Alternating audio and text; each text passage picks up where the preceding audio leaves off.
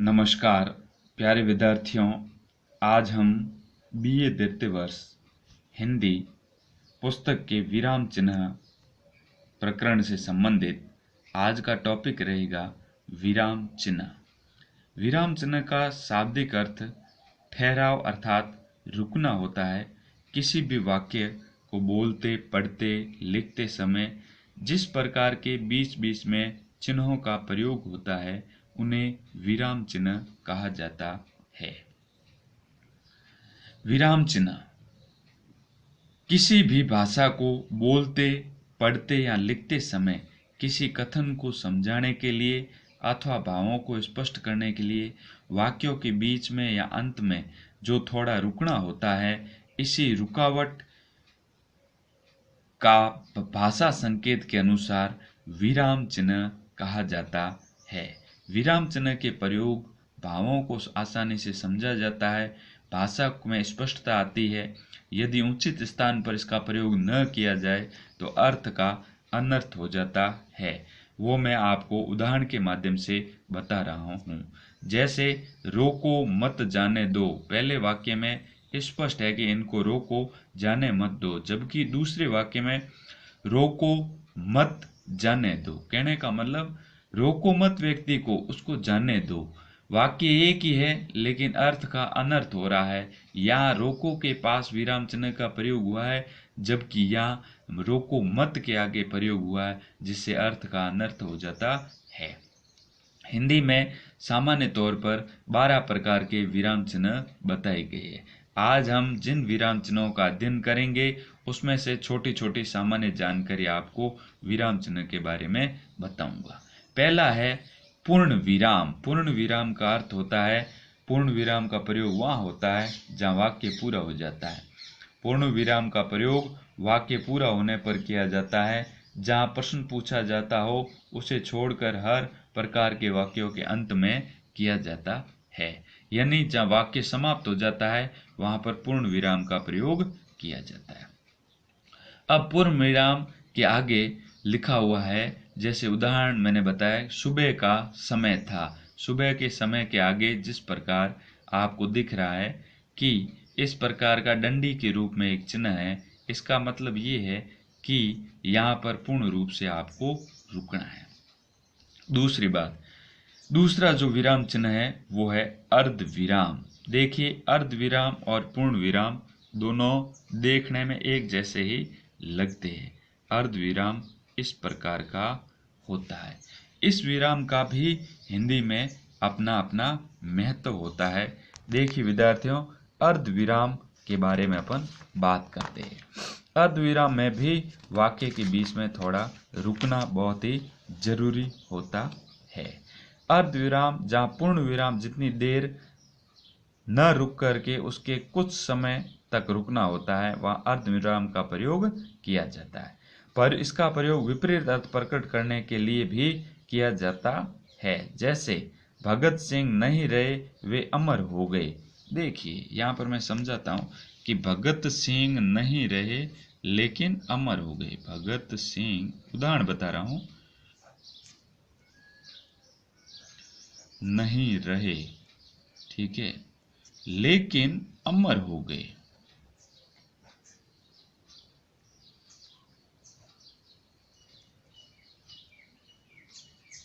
खड़ी पाई। अब यहाँ अर्ध विराम का प्रयोग जहां पर आपको दिखाई दे रहा है, यहाँ लिखा हुआ भगत सिंह नहीं रहे, ये अर्ध विराम है। ठीक है, अर्ध विराम का चिन्ह इस प्रकार का होता है।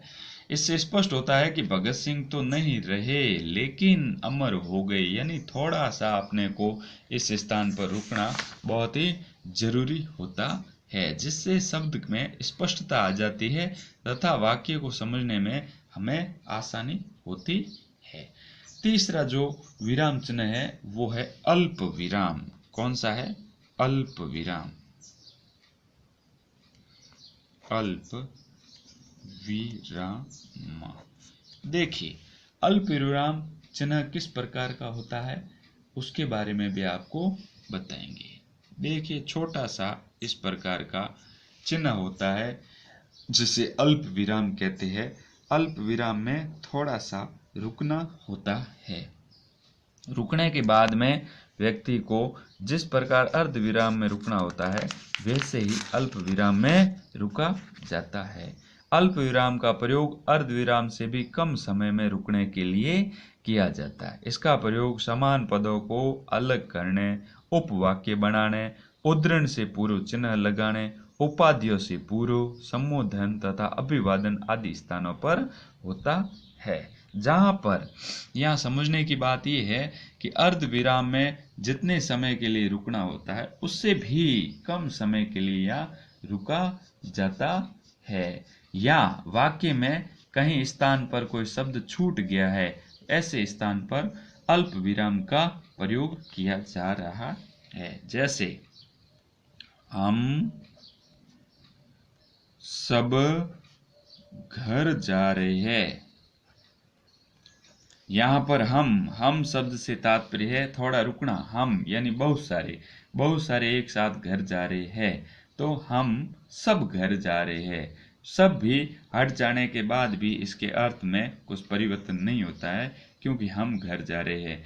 अब इन चिन्हों का प्रयोग वाक्य के पदों को जोड़ने तथा उसे अलग करने, उपवाक्य बनाने, उद्धरण चिन्ह लगाने, उपाधियों से पूर्व तथा व्यंग्यात्मक भाव प्रकट करने के लिए भी लगाए जाते हैं। अब बात आती है अगला जो चिन्ह है उसमें आप ध्यानपूर्वक समझेंगे। चौथा चिन्ह प्रश्न सूचक चिन्ह। देखिए नाम से स्पष्ट है, प्रश्न सूचक। प्रश्न सूचक प्रश्न सूचक चिन्ह हम सभी समझते हैं। जिस प्रकार किसी व्यक्ति विशेष को प्रश्न पूछा जाता है और उसका जो जवाब देते हैं वो प्रश्न सूचक चिन्ह होता है। प्रश्न सूचक चिन्ह में इस प्रकार के चिन्ह का प्रयोग किया जाता है। जिस व्यक्ति को जिस कारणवश अपन कोई प्रश्न पूछते हैं तो उस स्थान पर प्रश्न सूचक शब्दों का प्रयोग किया जाता है।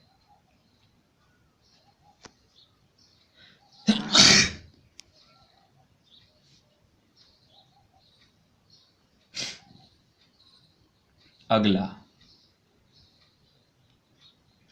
हम बात करेंगे प्रश्न सूचक चिन्ह का प्रयोग किस स्थान पर और किस लिए किया जाता है। प्रश्न सूचक चिन्ह का प्रयोग प्रश्नात्मक वाक्यों या शब्दों के अंत में किया जाता है। कभी कभी चंदे, अनिश्चय, व्यंग्यात्मक भाव की स्थिति में कोष्ठक के बीच में भी लिखकर इसका प्रयोग किया जाता है। यहाँ पर उदाहरण में बताऊंगा कि अपन किसी को पूछ रहे हैं कि तुम कब आओगे। जैसे मैंने किसी को पूछा तुम कब आओगे। अब यहाँ पर तुम कब आओगे ये एक साधारण वाक्य लग रहा है। अब मैं इसको प्रश्न के रूप में अगर किसी को पूछता हूँ तो आपको ये बताना है कि तुम कब आओगे, यानी मैं इसको दबाव देकर कह रहा हूँ कि तुम कब आओगे। तो इससे ये भाव स्पष्ट होता है कि मैं किसी व्यक्ति विशेष को प्रश्न पूछ रहा हूँ। आगे बात अपन करते हैं 5वें विराम चिन्ह की, 20वें सूचक। 20वें सूचक देखिए शब्द नाम से स्पष्ट है। 20वें सूचक शब्द यानी अपन जिस चीज की बात कर रहे हैं विराम चिन्हों की। विराम चिन्ह में ऐसे भी शब्द होते हैं जब कभी व्यक्ति को खुशी, हर्ष, घृणा, दुख, दया, शोक, विस्मय आदि भावों को प्रकट करने के लिए हम जिन चिन्हों का प्रयोग करते हैं अर्थात संबोधन के बाद में इसका प्रयोग किया जाता है, ऐसे चिन्हों को 20वें सूचक चिन्ह कहते हैं। 20वें सूचक चिन्ह के साथ शब्द भी आते हैं। जिस प्रकार मैं आपको बता रहा हूं वाह, ठीक है, उसके बाद है अरे, उसके बाद है ओहो। ये ऐसे शब्द है जो जब इन शब्दों का प्रयोग होता है तब दुख, करुणा, दया, शोक, विस्मय आदि भावों को प्रकट करने के लिए किया जाता है। ये वाक्यों के बीच में भी इनका प्रयोग होता है तथा अंत में भी इसका प्रयोग किया जाता है। जैसे वाह कितना सुंदर पक्षी है। मैं एक उदाहरण बता रहा हूं, जैसे वाह कितना सुंदर पक्षी है। देखिए, यहाँ पक्षी की सुंदरता बताने के लिए विशेष रूप से इस प्रकार के शब्दों का प्रयोग किया गया है कि पक्षी कितना सुंदर है। यहाँ आश्चर्यचकित भाव से इसके बारे में बताया गया है। तो जहाँ हर्ष, दुख, करुणा का भाव परस्पर दिखाई दे और उस स्थान पर वाह, अरे हो, अरे ओ इस प्रकार के शब्दों का प्रयोग होता है तो विस्मयादि आदि सूचक शब्द कहलाते हैं। अब हम बात करते आगे छठे विराम चिन्ह में प्रयोग होने वाले शब्दों की। वो है योजक चिन्ह। योजक चिन्ह। देखिए, योजक चिन्ह से तात्पर्य है ये है कि इस प्रकार के चिन्ह का प्रयोग युग्म शब्दों के मध्य या दो शब्दों में संबंध स्पष्ट करने के लिए शब्दों को दोहराने की स्थिति में किया जाता है। जैसे पीला सा, खेलते खेलते, सुख दुख, यानी दोनों शब्दों को आपस में जोड़ने और उसमें युग्म शब्द स्थापित करने के लिए, दोहरान के लिए किया जाता है। जैसे सुख दुख। अब इसके अंदर योजक चिन्ह इस प्रकार का, यानी डैश का जो मार्क है उसको सामान्य तौर पर योजक चिन्ह कहते हैं। इस प्रकार के योजक चिन्हों का प्रयोग हमेशा किसी भी एक दूसरे शब्दों के मध्य युग्म शब्द अथवा दो शब्दों को संबंध स्पष्ट करने के लिए, सुख और दुख का आपस के संबंध है, उदय और अस्त का संबंध है, दिन और रात का संबंध है, इस प्रकार के शब्दों को लिखते समय योजक चिन्ह का प्रयोग होता है। विशेष ध्यान देने योग्य बात यह है कि योजक चिन्ह का हिंदी में बहुत ही महत्वपूर्ण स्थान है। अब अपन बात करते हैं निर्देशक चिन्ह। देखिए, किसी को निर्देश देना, उसमें निर्देशक शब्द का प्रयोग किया जाता है। निर्देशक, ये निर्देशक चिन्ह। देखिए, निर्देशक चिन्ह किस प्रकार का होता है? इस तरह होता है। निर्देशक चिन्ह कभी भी निर्देश अथवा सूचना देने वाले वाक्य के बाद किसी कथन को उद्धृत करने, उदाहरण देने, किसी का नाम जैसे कवि, लेखक आदि लिखने के लिए किया जाता है। इस स्थान पर निर्देशक चिन्हों का प्रयोग होता है। जैसे मैं यहाँ पर बताता हूँ कि गांधी ने कहा, यहाँ गांधी लिखा, उसके बाद निर्देशित करता हूँ क्या कहा, वो चीज़ यहाँ आगे लिखी जाती है। जैसे सुभाष ने कहा तो उसके आगे डैश करके मैं लिखूंगा सुभाष ने क्या लग कहा। इस प्रकार के निर्देशक चिन्हों का प्रयोग हिंदी में किया जाता है। जैसे माँ ने कहा बड़ों का आदर करना चाहिए, जैसे उदाहरण लिख रहा हूँ, माँ ने कहा, फिर मैं यहाँ निर्देशक चिन्ह लगाऊंगा, माँ ने कहा बड़ों का आदर करना चाहिए, आदर करना चाहिए। ठीक है।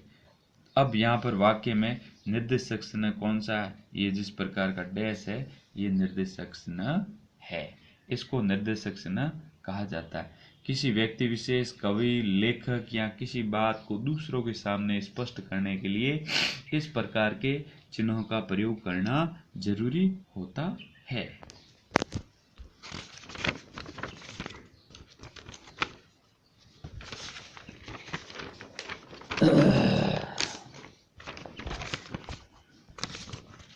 अब अपन बात करते हैं निर्देशक चिन्ह के बाद में आठवां जो महत्वपूर्ण चिन्ह है उसकी बात करते हैं।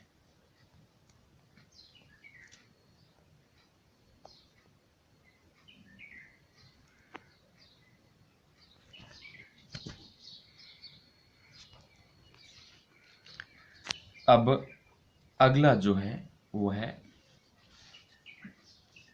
8वां पॉइंट।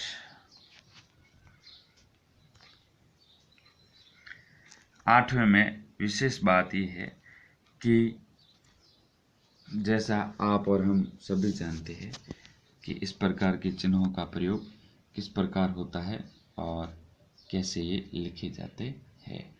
8वां है उद्धरण चिन्ह। बात लिखता हूं मैं, उद्धरण चिन्ह। देखिए अपन बात करते हैं उद्धरण चिन्ह की।